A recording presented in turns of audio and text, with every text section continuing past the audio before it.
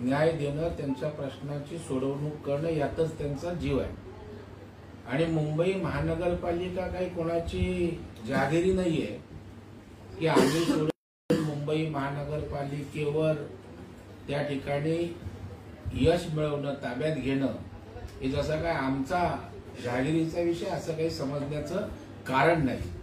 आणि जर 25 वर्ष मुंबईचा विकास एक हाती सत्ता असून करू शकला नाही तर त्या ठिकाणी त्याची दखल आम्हाला घ्यावीच लागेल. आणि होय, भारतीय जनता पार्टीचा जीव मुंबईत आहे, कारण मुंबईचं वाटोळं आपण त्या ठिकाणी 25 वर्षात केलं. आजही तेच प्रश्न मुंबईकरांना भेडसावत आहेत. मुंबईकरांना टॅक्सच्या माध्यमातून प्रचंड प्रमाणावर भुर्दंड आहे, त्या तुलनेत त्यांना सुविधा मिळत नाही. आणि त्याच्यामुळे मुंबई महानगरपालिकेत आमचा जीव आहे, आमचं लक्ष असेल. नवे येणाऱ्या महापालिकेच्या निवडणुकीमध्ये या ठिकाणी भारतीय जनता पार्टीचा भगवा झेंडाच मुंबई महानगरपालिकेवर फडकेल. 25 वर्ष आपला जीव होता, जरा आपला जीव आता बाजूला पडला. ते असं म्हणतात की मुंबई महापालिकेवर शिवसेनेचा भगवा फडकेल आणि हिंमत असेल तर आता विधानसभेच्या निवडणुका देखील घ्या असं आवाहन त्यांनी. नाही, मला वाटतं थोडंसं घटनात्मक आणि संविधानिक गोष्ट समजून घेण्याची त्यांना आवश्यकता आहे. उद्धवजी ठाकरे साहेब खरं म्हणजे राज्याचे 3-2.5 वर्ष मुख्यमंत्री राहिले, परंतु निवडणुका कधी होतात, काय होतात, कशा होतात याला काही घटनात्मक तरतुदी आहेत. असं कुणाला वाटलं म्हणून निवडणुका घ्या, अशा निवडणुका घेता येत नाहीत. आणि ज्या वेळेला निवडणुकींची वेळ येईल, कालावधी येतो, तेव्हा निवडणुका होणारच आहेत. मला वाटतं एकदम असं लढाईला सामोरं जाण्यापेक्षा आता आपल्याला तयारीला वेळ खूप आहे. पहिलं जरा लोकांमध्ये जा, सैनिकांमध्ये जा, तयारी जरा नीटनेटकी झाली की तुमच्या बोलण्याला आणखी जरा ताकद येईल. युती झाली तेव्हा भाजपनं देश सांभाळावा आणि शिवसेनेनं महाराष्ट्र असं ठरलं होतं, परंतु भाजपला प्रत्येक गोष्टीची हाव आहे असं म्हणत त्यांनी टीकास्त्र सोडलेलं. मला वाटतं आता शिळ्या कढीला ऊत आणण्याचं काहीच कारण नाही. आमच्यासाठी तो विषय संपलेला आहे आणि त्याच्यामुळे आता 30 खपल्या काढण्यात काय अर्थ नाहीये. परंतु समजू शकतो त्यांना वैफल्य आलंय आणि त्याच्यामुळे त्या जुन्या गोष्टींना उजाला देण्याशिवाय त्यांच्या मनाशी शांती होणार नाही. आणि भारतीय जनता पार्टी हा त्यागातनं उभा राहिलेला पक्ष आहे आणि सत्तेची लालसा भारतीय जनता पार्टीला कधीच नव्हती. सुरुवातीपासून भारतीय जनता पार्टीचं नेतृत्व पहा, वाटचाल पहा, जे काय केलंय ते देशासाठी, जे काय केलंय ते हिंदुत्वासाठी. आणि मोदी साहेबांनी तर सबका साथ सबका विकास, विकासाची भूमिका त्या ठिकाणी घेतली.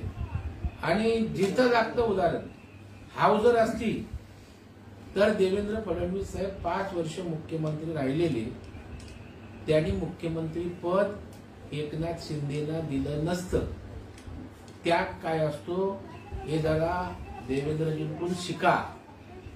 आपल्याला शिवसैनिक मुख्यमंत्री व्हायला पाहिजे, बाळासाहेबांचं स्वप्न साकार व्हायला, पण घरातलाच मीच मंत्री व्हायला पाहिजे, माझाच मुलगा. त्याच्यामुळे हाव कोणाला आहे हे महाराष्ट्रातील जनतेनं पाहिलेलं आहे. त्याच्यामुळे तुम्हाला तर भाजपवर बोलण्याचा नैतिक अधिकार सूत्रामही उरत नाही.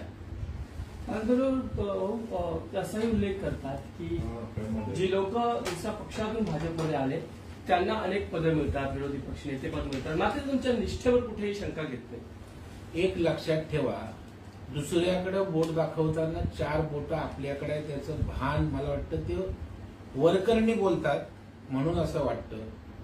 उदय सामंत त्यांच्या पक्षात कुठल्या पक्षातनं आले होते? राष्ट्रवादीतनं. शंकरराव गडाख कुठल्या पक्षातनं आले होते? काँग्रेस राष्ट्रवादीतनं. येड्रावकर कुठनं आले होते? अरे तुम्ही दुसऱ्या पक्षातनं आलेल्यांना तात्काळ मंत्रीपदं दिली, शिवसैनिकांना नाही दिली. आणि बाकीचे घरात 2 मंत्रीपदं. त्याच्यामुळे तुम्हाला बोलण्याचा चतुर्वेदी कोण आहे? कानेत संजय पवारला उमेदवारी खासदारकीची चतुर्वेदीच्या जागी दिली. राजकुमार धूत कोण आहेत? त्याच्यामुळे पूर्व इतिहास तपासावा आणि मग अशा प्रकारचं बोलण्याचं धाडस करावं. भारतीय जनता पार्टी सर्वसमावेशक पक्ष आहे. इतर पक्षातून सुद्धा चांगली क्षमतावान लोक आली तर त्यांना जपतं, ताकद देतं. हा भारतीय जनता पार्टीचा इतिहास आहे. नव्हे त्यांनी अलीकडच्या काळात करून दाखवलं. आणि आपण पाहतो की ईडीच्या पुन्हा चौकशीसाठी सोनिया गांधींना दिल्लीत बोलवण्यात आलेलं आहे. ईडी आपल्या कार्यालयात अनेक ठिकाणी रास्ता रोको आंदोलनं काँग्रेसतर्फे केल्यानंतर बोरीवलीमध्ये थेट ट्रेनच अडवली. मला वाटतं ईडीच्या कारवाईच्या संदर्भात सुप्रीम कोर्टाने सुद्धा अतिशय चांगला निवाडा दिलाय. ईडीची कारवाई बंद करता येणार नाही, अन्यायकारक नाही, ती प्रक्रिया योग्य आहे. पीएमएलए रद्द करता येणार नाही आणि त्याच्यामुळे मला वाटतं ईडी कारवाईच्या योग्यतेचे जे विषय असतील, जी लोक असतील, त्यांच्यावर त्या ठिकाणी कायद्याच्या चौकटीप्रमाणे कारवाई त्या ठिकाणी होत राहील. ईडी काय भारतीय जनता पार्टीने स्थापन केली नाही. काँग्रेसच्या कालावधीमध्येच ईडीची स्थापना त्या ठिकाणी झालेली आहे. आणि आता छुटूरपुटूर आंदोलनं सुरू आहेत. आपण बघताय कसं आंदोलनांची नौटंकी. नागपूरला नितीन राऊतांचे चिरंजीव मला वाटतं कुणाल राऊत यांनी भंगारमधनं गाडी आणली, जाळली आणि मीडिया न्यूज करून नेतृत्वाला समर्थन देण्याचा केविलवाना प्रयत्न त्या ठिकाणी केला. बोरिवलीला त्या ठिकाणी मोजून 11-12 लोक सौराष्ट्र एक्सप्रेस थांबवण्याचं नाटक त्या ठिकाणी करतायत. म्हणजे तुम्हाला रस्त्यावर उतरायला सुद्धा माणसं आपल्याकडे नाहीत, एवढं जनतेनं तुम्हाला त्या ठिकाणी फटकारलंय. आणि ईडीची कारवाई योग्य असल्याची भावना सर्वसामान्य जनमानसामध्ये असल्याचंच ते द्योतक आहे. ईडी चौकशी संदर्भात सुप्रीम कोर्टामध्ये याचिका दाखल करण्यात आली होती. मात्र ही याचिका या ठिकाणी निकाली काढण्यात आलेली आहे की ईडीला चौकशी करण्याचा अधिकार आहे, असं म्हटलं. मगाशी सांगितलं की ईडीच्या संदर्भात त्या ठिकाणी टीका टिप्पण्या करणाऱ्यांना त्या ठिकाणी चोख उत्तर सुप्रीम कोर्टाने अशा प्रकारच्या निवाड्यातनं दिलेलं आहे. संजय राऊत यांना देखील ईडीने समन्स दिलं होतं. आज त्यांना हजर राहण्यासाठी सांगितलं होतं, परंतु त्यांनी ईडीला परत एकदा पत्र पाठवले की उपराष्ट्रपती पदाची निवडणूक जवळ आहे, त्यामुळे प्रचारात व्यस्त असल्यामुळे आज हजर राहू शकत नाही. प्रचार तर करताना ते कुठे दिसत नाहीत. शिवसेनेचं त्या ठिकाणी कशा पद्धतीनं अधपतन होईल याच्यासाठी रोज ते अशा प्रकारचा प्रचार करतायत. हे मीडियाच्या माध्यमातून आपण सगळे बघतोय. परंतु ठीक आहे, खोट्या कारणासाठी का होईना आजचं मरण उद्यावर ढकलण्याचा त्यांचा प्रयत्न आहे. ईडीच्या कारवाईला तर सामोरं जावंच लागतं, त्यापासून पळ काढता येणार नाही. मंत्रिमंडळ विस्तार होत नाहीये, त्यामुळे शिंदे गटातील आमदार आता मागणी करू लागले की लवकरात लवकर मंत्रिमंडळ विस्तार करावा. मला वाटतं तो माझा अधिकार नाही, त्यावर मी भाष्य करणं योग्य नाही. शिंदे साहेब, फडणवीस साहेब योग्य वेळी विस्तार करतील आणि दोन्ही पक्षामध्ये कोणी अस्वस्थ नाहीये. दोन्ही मुख्यमंत्री आणि उपमुख्यमंत्री अत्यंत उत्तमपणे महाराष्ट्राचे निर्णय घेत आहेत. कारभार कुठेही थांबलेला नाही. उद्या जर वेळ आली तर हे पंतप्रधान पदी मागतील असं एकनाथ शिंदेना उद्धव ठाकरे म्हणतात. आणि त्यापुढे जाऊन ते म्हणतात की सत्तेची लालसा, सत्तेची चटक एवढी मोठी आहे तिला ते भाजपला पंतप्रधान पदी मागायला मागे. मला वाटतं सत्तेची चटक, लालसाच उद्धव ठाकरेंनी ठेवली नसती तर आज एकनाथ शिंदे साहेबच त्या ठिकाणी बाहेर पडले नसते. त्याच्यामुळं मला वाटतं आपण जी गोष्ट केली ती दुसऱ्यावर लादणं योग्य नाहीये. आणि आपल्याला पण पंतप्रधान करायला निघाले होते, त्याच्यामुळे आपलं पंतप्रधानपदाचं स्वप्न त्या ठिकाणी भंगलं. आणि मग आता उपरोधिक आणि उपासात्मक एखादा कर्तृत्ववान नेता पुढे येत असेल तर अशा प्रकारे लालसा वगैरे बोलणं मला वाटतं योग्य नाही. ते मुख्यमंत्री झालेत, त्यांना काम करून द्या. मोठ्या मनानं महाराष्ट्राच्या हितासाठी शिंदेसाहेब, फडणवीस यांना काम करू द्या. 2-2.5 वर्ष तुम्ही महाराष्ट्राच्या विकासाचा बट्ट्याबोळ केलाय. महाराष्ट्रातील जनतेला आता जरा सुख समाधानाचे दिवस येऊ पाहतायत.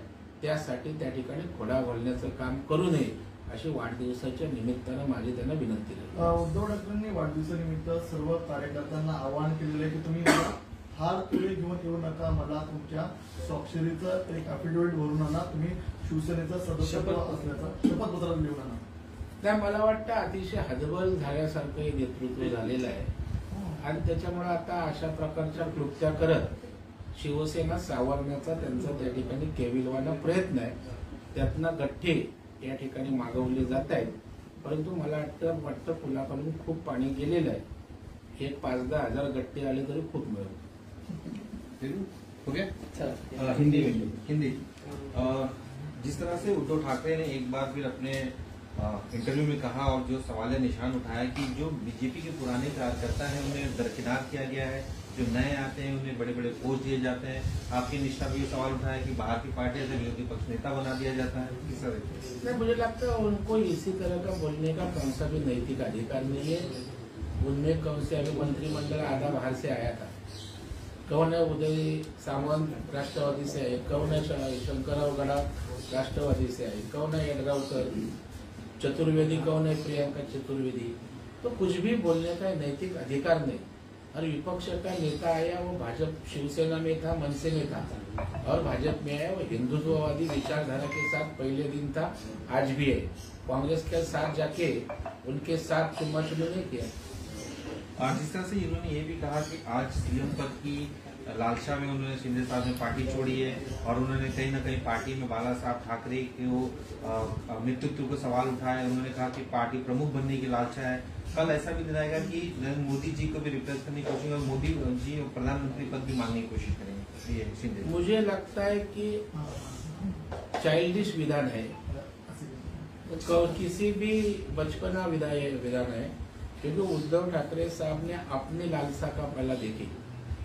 उद्धव जी ठाकरे को शिवसैनिक को सीएम बनाना था, बाला साहब का सपना साकार करना था।